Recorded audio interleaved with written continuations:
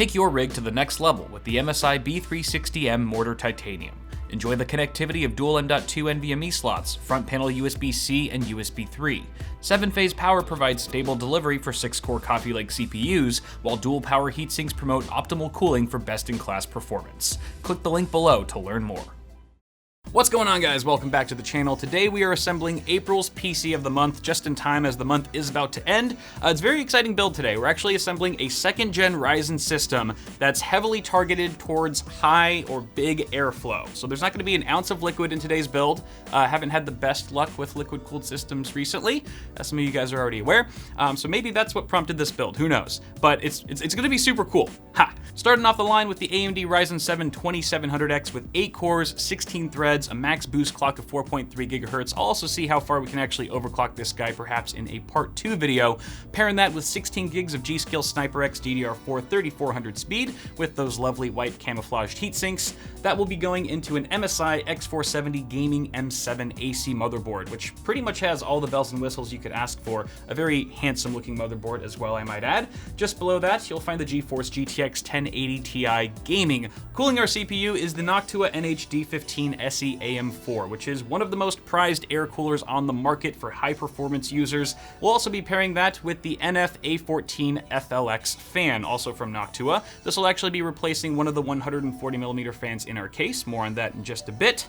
Over here, we've got an 850 watt G2L power supply from EVGA, 80 plus gold certified modular cables. It also lights up at the connectors, which is really cool. Unfortunately, we won't be able to see it due to the case's power supply basement, but at least we'll know it's there. For our boot drive and frequently used applications, we have an RD400 256 gig M.2 NVMe from OCZ, and to the right of that you'll find a set of beautifully sleeved custom cables from the folks over at CableMod. This is part of their Pro series. I actually configured and customized these myself through their online configurator. You can find out more in the description below. Also from CableMod, we have one of their 60 centimeter wide beam LED strips in white to better see just how horrific our Noctua fans are. And last but not least, we have the H500P mesh from Cooler Master, which is one of the best airflow cases on the market right now with its full front mesh panel and 2 200mm fans at the front.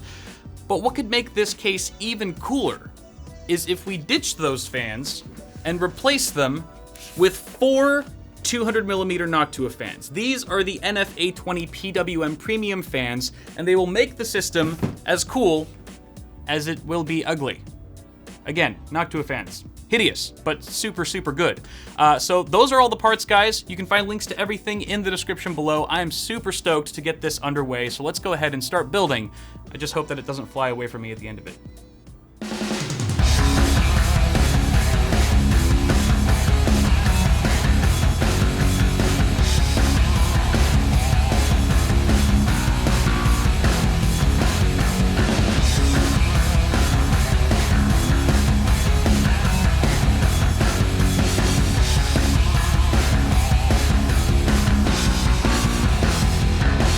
Hold on.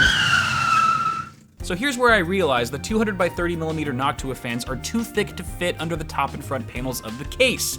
Now the manufacturer page lists support for 200mm fans in these locations, but fails to mention any thickness limitations. Stranger still is that even if the Noctua fans were thin enough, the mounting holes don't even line up with the holes in the case. So if you're planning to add 200mm fans to your H500P, it's probably best to just use Cooler Master fans. As for our build, here's where I decide to snag the 200mm fans from the original H500P and mount them where I would have put these beautiful Noctuas. On the bright side, the Cooler Master fans do have RGB, which as we all know improves airflow by 50% anyway. Carry on.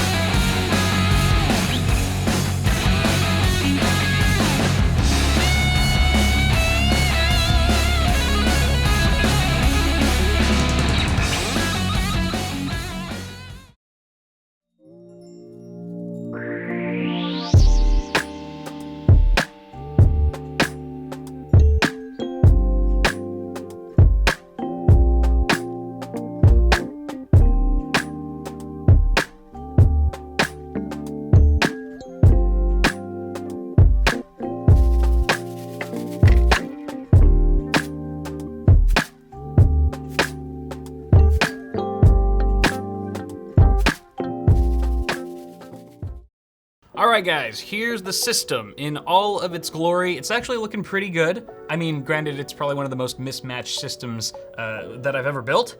So it's very aesthetically displeasing, but it kind of has its own ugly charm to it. I don't really know how to explain it, but here it is. You'll notice this big, beautiful Noctua cooler is looking fabulous right now. This fan right here is actually protruding out a bit more Z-wise than this one, simply because we had to give some additional clearance for those memory sticks, but we can still fit that side panel on just fine. The LED strip is incredibly bright, especially reflecting off of this white interior. It looks very nice, actually, and there's just a ton of air moving through. You can just feel it, and despite how much fan is in this system, it's incredibly quiet. Even with the side panel on being just inches away from it, it is so quiet. So I can't wait to test thermals and acoustics. Guys, let me know what your expectations are for this system in the comments below. I want to hear what you guys are thinking about it so far. But that's gonna do it for now, guys. Toss a like on the video if you enjoyed it. Get subscribed. You can check me out on Floatplane if you want to watch my videos a week early without ads. I'll put a link for that in the description below. Till next time, guys, thanks for watching. Have a good one, and I'll see y'all in the next video. Oh God. Oh. Best outro ever.